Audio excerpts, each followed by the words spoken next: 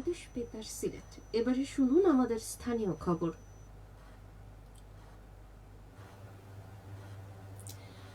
আসসালামু আলাইকুম। আজ বৃহস্পতিবার ২৬শে চৈত্র, ২০শে শাওয়াল, ৯ই এপ্রিল। বাংলাদেশ বেতার সিলেট সংবাদ পড়ছি শ্যামলী দাস। নতুন দিনের অঙ্গীকার, স্কাউটিং হোক সবার, এই প্রতিবাদকে সামনে রেখে সারা দেশের মতো সিলেটেও গতকাল পালিত হয়েছে ৫৪তম বাংলাদেশ স্কাউটস দিবস।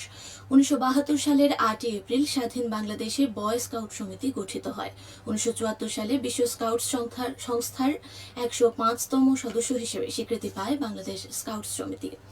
১৯৭৮ সালে বয় স্কাউট সমিতির নাম পরিবর্তন করে রাখা হয় বাংলাদেশ স্কাউটস।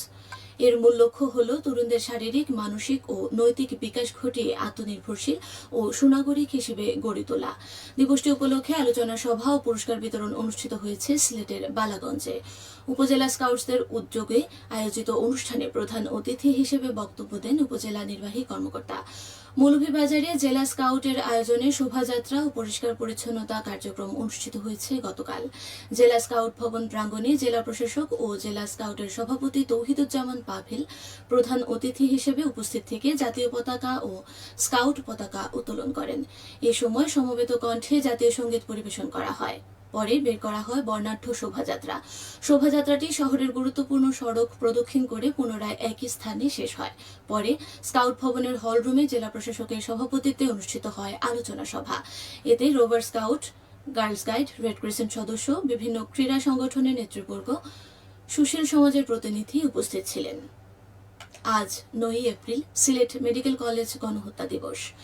১৯৭১ সালের এই দিনে তৎকালীন সরকারি হাসপাতালে ডাক্তার শামসুদ্দিন আহমদ, শ্যামলকান্তি লালা, জিয়াউর রহমান, কোরবান আলী ও মাহমুদুর রহমান দায়িত্ব পালনরত অবস্থায় পাক বাহিনীর গুলিতে শহীদ হন। ৭১ এপ্রিলে সিলেটে শুরু হয় হানাদার বাহিনীর আক্রমণ। নির্মমতার শিকার হয়ে একের পর এক শহর, নগর, বন্দর। পাকিস্তানি বর্বর হানাদার বাহিনীর ছোঁড়া গুলিতে সিলেটের শত শত মানুষ আহত হয়ে হাসপাতালে চিকিৎসকদের দ্বারস্থ হন। আর তখন নিজের জীবন তুচ্ছ করে তাদের পাশে দাঁড়ান মানব সেবায় নিবেদিত প্রাণ ডাক্তার শামসুদ্দিন। ৭১ সালের ৯ই এপ্রিল ডাক্তার শামসুদ্দিন সহ অন্যান্যদেরও গুলি করে হত্যা করে পাকিস্তানি বাহিনী। শহরে যে হাসপাতালের সামনে তাদের হত্যা করা হয়েছিল সেখানে এই বীর শহীদদের স্মরণে স্মৃতির মিনার গড়ে উঠেছে। চৌহাটা সড়কের পাশেই চিরনিদ্রায় শায়িত আছেন শহীদেরা। সেই হাসপাতালটিকে এখন শহীদ ডাক্তার শামসুদ্দিন হাসপাতাল নামকরণ করা হয়েছে। প্রতি বছর শহীদদের স্মরণে দিবসটি পালন করে আসছে হাসপাতালটি। দেশে জ্বালানি সংকটের প্রভাব পড়েছে পেট্রোল ও অকটেন সরবরাহে। বিভিন্ন স্থানে দীর্ঘ লাইন ও ফিলিং স্টেশন বন্ধ থাকার ঘটনাও দেখা যাচ্ছে। মধ্যপ্রাচ্যের পরিস্থিতির প্রভাব থাকলেও সিলেটের গ্যাস ক্ষেত্র থেকে উৎপাদিত কনডেনসেট প্রক্রিয়াজাত করে দেশের একটি বড় অংশের পেট্রোল ও অকটেনের চাহিদা পূরণ করা হচ্ছে। দেশীয় উৎপাদন থেকে মোট পেট্রোল চাহিদার প্রায় ৪০ থেকে ৪৫% সরবরাহ সম্ভব হচ্ছে। পেট্রোলের বড় সংকটের আশঙ্কা কম হলেও অকটেনের ক্ষেত্রে আমদানির উপর নির্ভরতা থাকবে। সিলেটে আগামী ১১ এপ্রিল থেকে শুরু হচ্ছে ৭ দিনব্যাপী আঞ্চলিক এসএমই পণ্য মেলা। ক্ষুদ্র ও মাঝারি শিল্প ফাউন্ডেশনের উদ্যোগে এবং জেলা প্রশাসনের সহযোগিতায় বিভাগীয় ক্রীড়া কমপ্লেক্স মাঠে ১৭ এপ্রিল পর্যন্ত এই মেলা অনুষ্ঠিত হবে। এই উপলক্ষে প্রস্তুতিমূলক সভা অনুষ্ঠিত হয়েছে গতকাল জেলা প্রশাসক কার্যালয়ে। এসএমই ফাউন্ডেশন আয়োজিত এই সভায় প্রধান অতিথি হিসেবে ছিলেন সিলেটের জেলা প্রশাসক মোহাম্মদ সারওয়ার আলম। এ সময় সরকারি, বেসরকারি বিভিন্ন দপ্তরের কর্মকর্তা, ব্যবসায়ী প্রতিনিধি ও গণমাধ্যম কর্মীরা উপস্থিত ছিলেন। মৌলভীবাজারের কমলগঞ্জে বিভিন্ন কর্মসূচির মাধ্যমে গতকাল থেকে ৩ দিনব্যাপী মণিপুরী সম্প্রদায়ের বিলুপ্তপ্রায় ঐতিহ্যবাহী লাই হারাওবা উৎসব শুরু হয়েছে। লাই হারাওবা হচ্ছে মণিপুরী সম্প্রদায়ের প্রধান ধর্মীয় আচারিক উৎসব। ৩ দিনের কর্মসূচির মধ্যে রয়েছে ধর্মীয় আচার রীতি পালন, সাংস্কৃতিক অনুষ্ঠান, ভক্তিমূলক গান, নৃত্য, ঐতিহ্যগত বাদ্যযন্ত্র পরিবেশন, নিজস্ব ঐতিহ্যগত মেলা সহ আনুষঙ্গিক প্রথা উপস্থাপন। উপজেলার ধলাই নদীতে দেবতাদের আহ্বানের মধ্য দিয়ে অনুষ্ঠানের মূল সূচনা করা হয়। এতে ভারতের মণিপুরের মতুয়া জাদুঘরের ১২ জন প্রতিনিধি সহ দেশি, বিদেশি শিল্পী, কলাকুশলী, গবেষক অংশ নিচ্ছেন। উৎসবে মণিপুরী সম্প্রদায়ের ঐতিহ্যবাহী হস্তশিল্পের ২১টি স্টল বসেছে। সিলেট জেলা মুক্তিযোদ্ধা কমান্ডার মির্জা জামাল পাশার দাফন সম্পন্ন হয়েছে। গতকাল জোহরের নামাজের পর দরগা মসজিদ প্রাঙ্গণে জানাজা অনুষ্ঠিত হয়।